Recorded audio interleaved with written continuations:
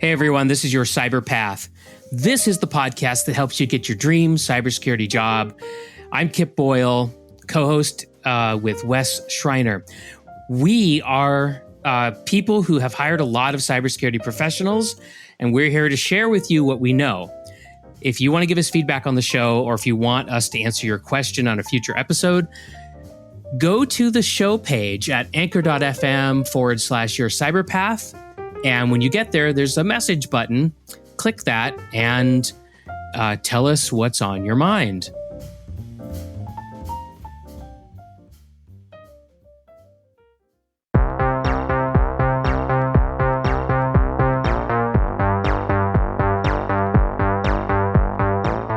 So today, we're going to start the episode by asking you, what do you want to be known for?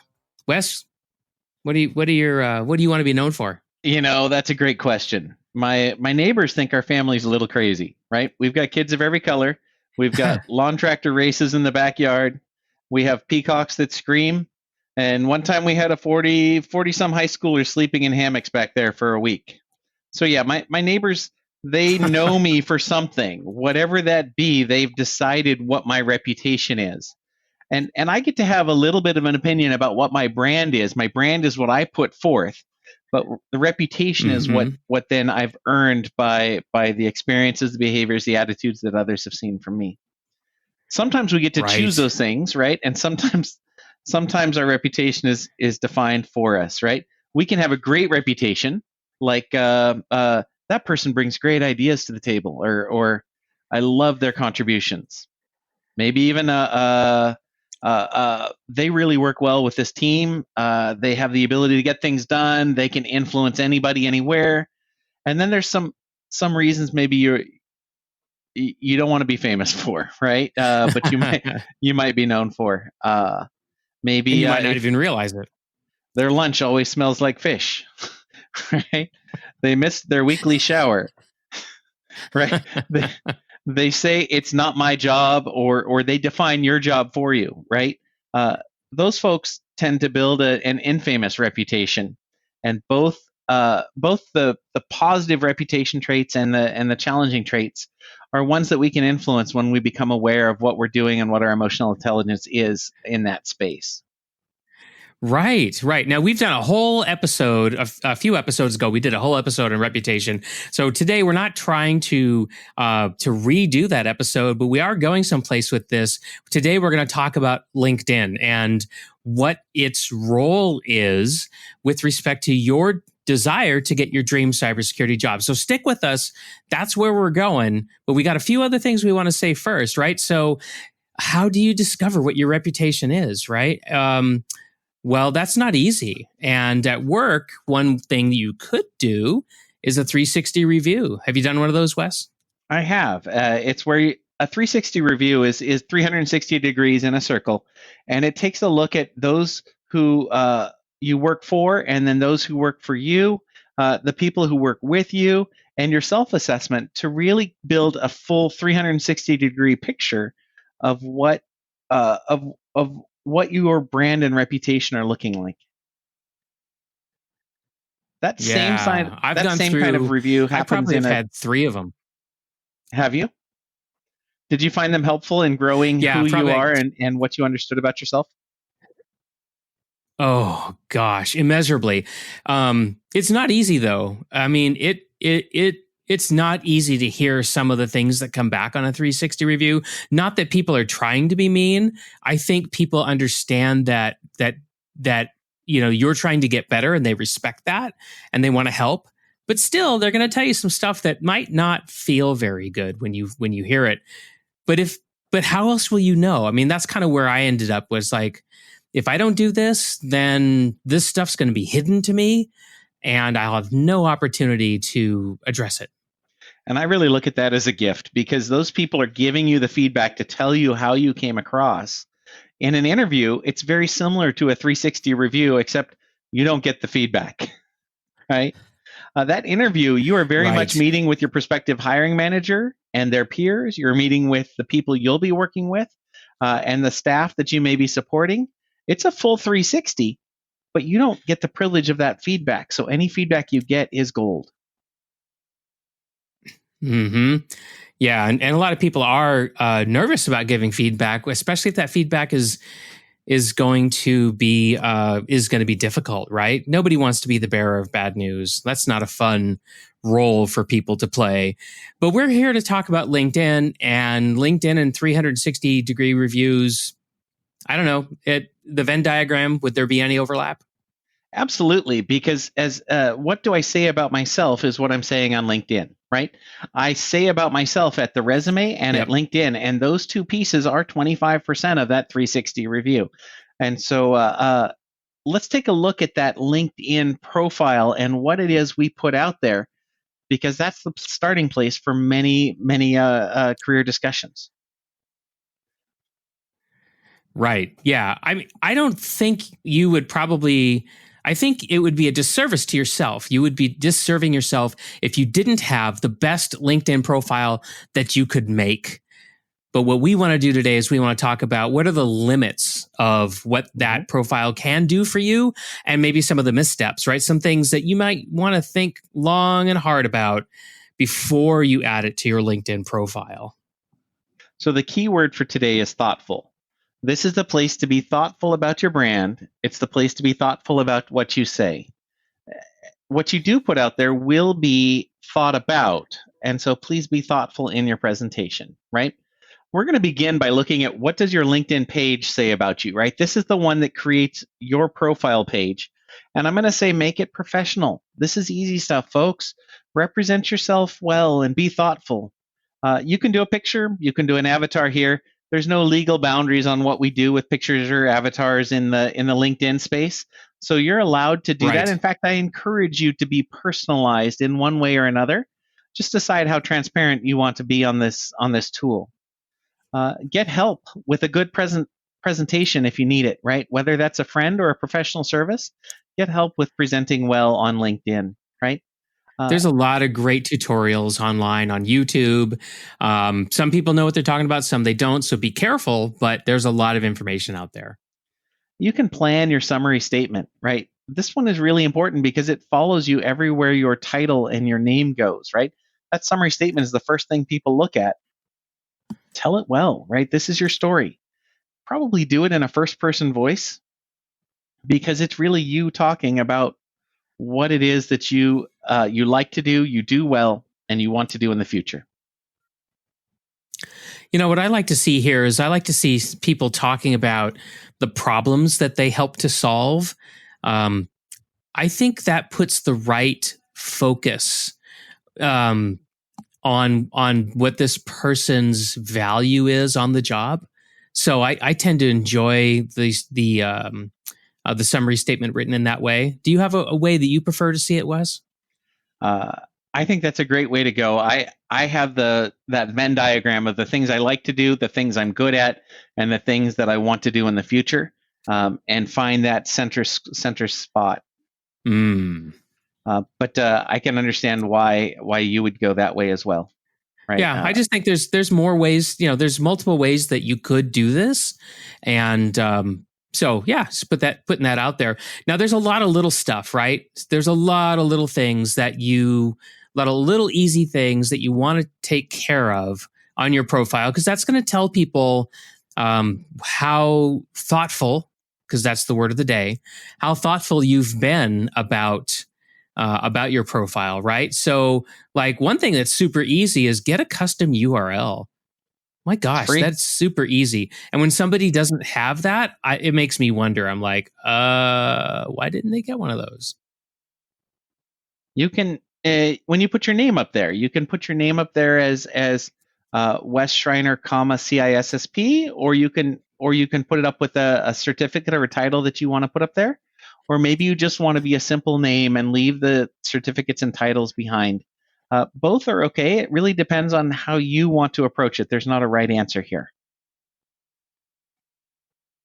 The one thing I have seen that you might want to think about is if you have a very common name where there's a lot of people that have your name, first name and last name. Like, I'm looking at you, Mike Smith. You know, you might want to think about adding some differentiators to help people know that it's you. Yeah. So let's talk about things that can go sideways if they take away from our page, right?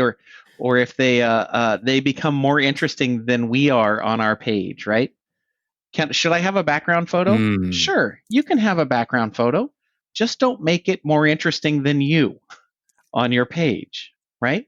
Oh, okay. You're talking about like the header image at the top, right? Yeah, that big header image at the top, right? Or the section down at the bottom. What are your hobbies and fun things and activities you like to do? Hmm. Try not to include controversial stuff that's going to make you more interesting or be more interesting than you are on your own page.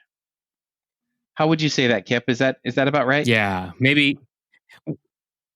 Yeah, I mean, I would maybe also call that like a lightning rod, right? Don't set up a lightning rod on your page unless that's what you want to do. But then realize that if you are going to put something controversial on your profile, realize that there's a large number of people out there that will use that to define you, and that will either make them want to pull you closer or push you farther away. And so, that can be a very polarizing effect. Now, if that's what you want, or if you're super comfortable with that because you want to attract people who love this one thing about you, and you want to get really tight with those folks, Mm-hmm. great. But what I wouldn't want for you is to put a lightning rod out there and not realize the effect that it's going to have on people who look at your profile. Very much so, right?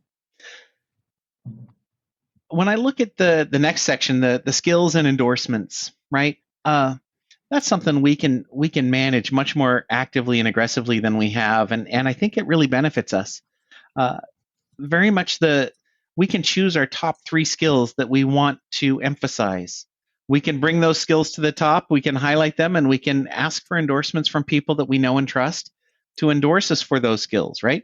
If we've got redundant skills, then maybe we want to clean those up. If you're showing both, well, security, cybersecurity, information security, infosec, and maybe a couple other similar words, and they're each getting 5 endorsements each, then probably time to hide some of those and consolidate on a single phrase so that you've got a very a focused audience and focused support, right? You're telling your endorsers, giving them a channel for how to endorse you well, right? Maybe if Yeah. you've got Yeah. And you should those, ask people to endorse you. well, and maybe you were a really great dishwasher in college. Probably time to let that one go at this point. That's not a skill you need to hang on to anymore.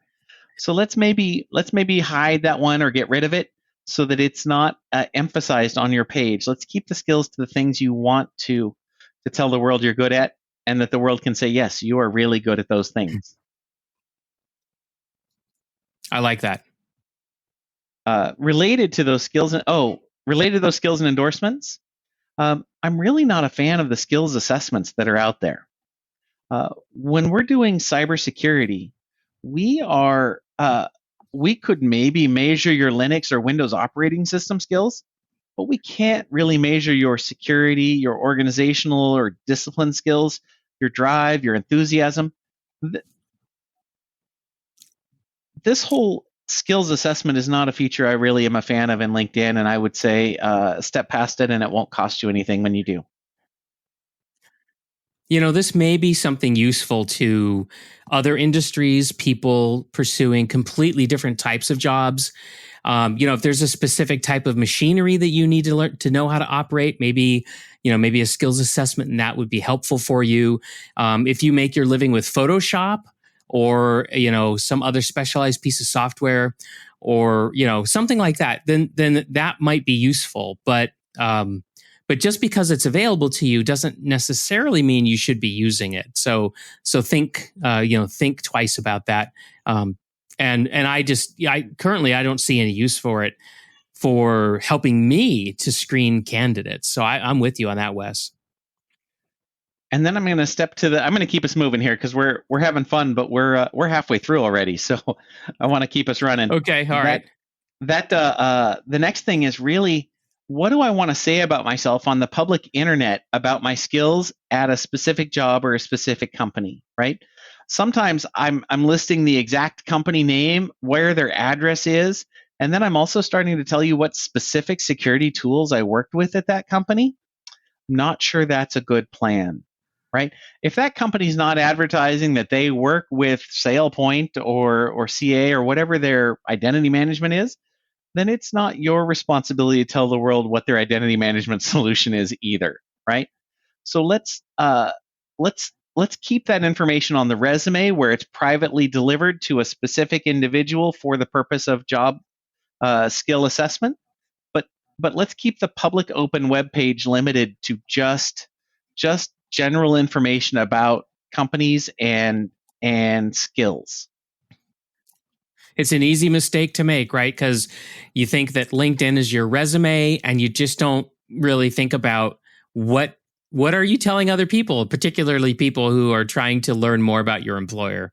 That's a great one, Wes. Open source intelligence is such a growing field right now. In fact, if you haven't taken the time to learn what OSINT is available to you or about you, this would be a great time to spend a minute on that as well. Yeah, for sure. So let's talk about job changing with your LinkedIn profile. So, Wes, I know some people, as soon as they get that, as soon as they turn in their notice, right, at their current employer, they're out on social media telling everybody that, hey, I'm out of here and I got this great new opportunity. It's been real. Love you guys. Bye. See ya. And they just update that LinkedIn profile like as soon as they possibly can. And that works great. How's that set with you? Is that a good idea? That's fine until you put a picture of your former employer's badge on your LinkedIn post. That badge is not yours to put a picture of on the internet and can easily be used to help access that company in the future. So don't put pictures of badges on the internet.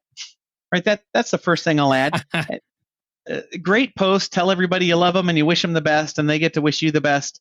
That's a wonderful thing, but don't put pictures of the badges up there. And then for me personally, my preference is to have a little bit of a lag there between when I have left or started a new company and when I've actually updated my LinkedIn actual job title. I tend to leave a little bit of a lag there. It's not a requirement. It's not it's my preference, right? That's my preference is to have a little lag. Don't let that lag go on too long, or it just looks like you're not maintaining fresh data. But a little bit of a lag is okay, at least for me. I would say a good rule of thumb is to keep it current every quarter, even when nothing has changed, right? Keep your LinkedIn current, go through and check it, read every word on there, and add 3 new people to your network. There's no reason you couldn't add 3 new people to your network every quarter. And when you add them, go endorse them for the skills that you know they're good at as well. Yeah, being generous on LinkedIn in that way is a good idea. So then we go down to what do you share and comment and like about, right? What things do you interact with others when you're we've done your profile page. Now we want to transition to what do you share and comment and like about, right? And I think the easiest rule is don't use this for non-business activity. It won't end well for your business. We do think you can use it that kind of goes back. I'm sorry, go ahead. Yeah, I think that kind of goes back to what we were saying about not posting a lightning rod on your page without realizing that you're going to do that. Right. Do it on purpose, or just don't. Do use it for sharing interesting new information. There's a whole world of really cool articles out there that I'm never going to have time to read. But if you find one that's amazing, please share it, because I want that one. If it was amazing for you, it's going to be interesting for me as well. I love it when someone shares great resources that simplify hard topics, because I can reference those for a long time into the future, right? Use it for recognizing great accomplishments that you or others have done. It's a great place to recognize someone who's graduated, written a book, given a talk, or maybe you went to a conference and learned something amazing you can share. Well, you just graduated. I saw your picture on LinkedIn. It looked great. I was really happy to see that you had finally wrapped up your studies, Wes. So, yeah, I loved it. It was a good experience. One of the easiest things you can do is find some relevant influencers and follow them, right? Specific leaders that you're interested in. What do they have to say and how can they make me better? In the process, you're learning and growing, and so follow some interesting influencers. And then like and comment on the things you want supported. I know this is a funny thing to say, right? Please like and subscribe. Right? 5 stars. But really, this is the algorithm voting mechanism inside LinkedIn. And if you've never been a content creator before, you may not know just how important these interactions really can be. Yeah, and let me just add a couple of words here about social media marketing. There's a whole career, really, that could be made, and a lot of people are making, on the topic of social media marketing. In other words, how do you use LinkedIn or Facebook or whatever social media you're on in order to grow a business or to promote a cause that you care about? Now, you don't have to do these things, right? We're not advising you to become a social media marketer necessarily, but if you're on LinkedIn and you're seeing other people post, stuff and sell things and promote their causes, just know that that's really what they're engaged in. And so LinkedIn isn't just a resume for you. It's actually, it really is a social network. It is. So Kip, let's say I'm starting the job search, right? And I'm thinking I'm ready to pop my head up and look around and kind of be the meerkat above the ground looking around to all different ways. And so how do you recommend job searching on LinkedIn? Should I go public? Should I keep it on the down low? What do you recommend? Well, if you're on my team and and you do an update that you're job searching on LinkedIn, and that's the first I've heard of it, I'm not happy. I am not happy at all. So if you want to poke your supervisor with a stick, that would be a great way to do it. You may not like the reaction that you get. So, just be aware of that, right? Any job search action that you take on LinkedIn could become very public. And so if you haven't announced it yet to your supervisor or, shared that with your supervisor, even your teammates, right? Be careful. Now, it turns out that LinkedIn, there's a couple of different ways that you can job search on LinkedIn, right? You can do a bunch of posting and you can tell the world, hey, I'm open to new opportunities. Here's what I'm looking for. Please let me know if anything like this comes across that you see it, let me know it. You can change the content of your profile so that when somebody looks at your profile without seeing any of your posts, they would also know that you're looking for a job. Now, on a separate future episode, we're going to talk about a third way that you can look for a job on LinkedIn, because LinkedIn actually has a very powerful job search engine and database of jobs that's available to you. So if you're somebody who's been on LinkedIn for years and years like I have, that kind of snuck up on me when I discovered it. I didn't realize just how good of a place LinkedIn can be for job hunting. And so we're going to talk about that in a future episode. And when you're job hunting, it's not quite as likely that people are going to know you're doing it, but you still want to be careful.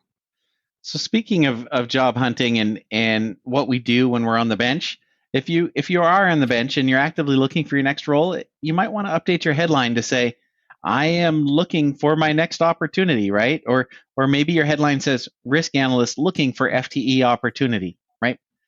It's okay to put that you can kind actually of headline. Sorry for stomping on you, Wes. I was just going to say that you can actually, there's a setting in LinkedIn. It moves around a lot, so I'm not going to try to tell you where it is, but there's a setting in there where you can tell recruiters, hey, start looking at me. Like you can kind of raise your hand to the recruiters digitally on LinkedIn and they'll start seeing you more. Yeah. And you can do that without changing your headline and that's in your privacy settings. And that will keep it on the more discreet level. Understand everything done on the internet is available, but it's a little more discreet. Okay, so we've talked about what should go on your page. We've talked about what would be a good strategy for the things you share, the comments that you make on other people's posts, the times when you should be clicking the like button, because remember, all of that is completely visible depending on your privacy settings, right? It's all completely visible. Now let's talk about the third area, which is your network. And by the way, if you haven't made your network, if you haven't changed the settings, your network, all of it could be completely visible to people. So if that makes you feel a little nervous, you might want to go in and check that. But let's talk about who should you be connecting with.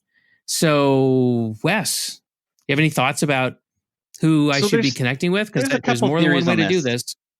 A couple theories on this, right? Some people will say connect only with the people you are confident will support you and your work, who you have a long history with.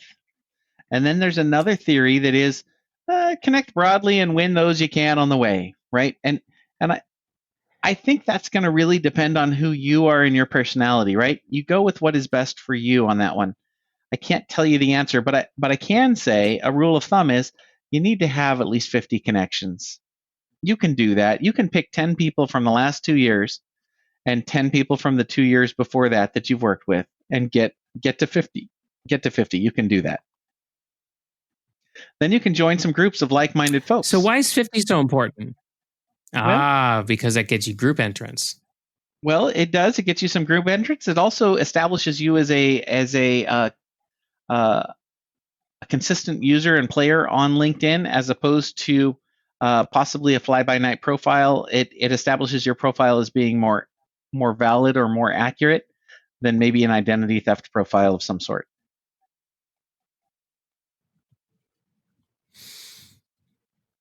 Great advice. Love it.